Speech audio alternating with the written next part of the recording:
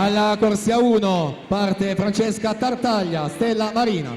Alla 2 Rebecca Basso, Aquapolis. Alla 3 Serena De Masi, Rarinantes Torino. Corsia 4 Angelica Cappelletto, Antares Nuoto. Alla 5 Beatrice De Masi, Rarinantes Torino. Alla 6 Anna Pontarollo, Aquapolis. Corsia 7 Federica Quadrelli, Rinascita Team Romagna. Alla 8 Andrea Marchesin, Nottoli Nuoto 74.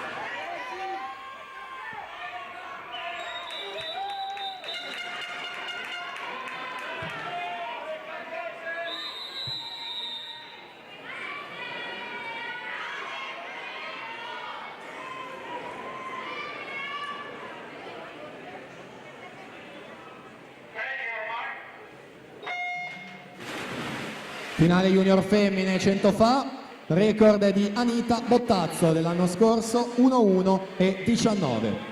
Occhi puntati al centro della vasca, corsie centrali numero 4 e 5, si rinnova il duello tra Angelica Cappelletto e Beatrice De Masi. Ieri sulla doppia distanza dei 200 ha avuto la meglio la piemontese, vedremo cosa accadrà ora sulla distanza dei 100, sulle 4 vasche in corta alla metà gara. Angelica Cappelletto che conduce 29-27 su Bea De Masi 29-61, quindi Rebecca Basso a 4 centesimi di vantaggio su Serena De Masi al momento in quarta posizione. Quindi interessante sì la lotta per il bronzo, ma è giusto tornare là davanti per seguire ciò che accade per quanto riguarda la vittoria, con Beatrice De Masi che non molla e prova a risalire, deve resistere Angelica Cappelletto in queste ultime fasi di gara, e testa a testa per la vittoria che resta il Veneto. Angelica Cappelletto, Antares 1-2-16 su Beatrice De Masi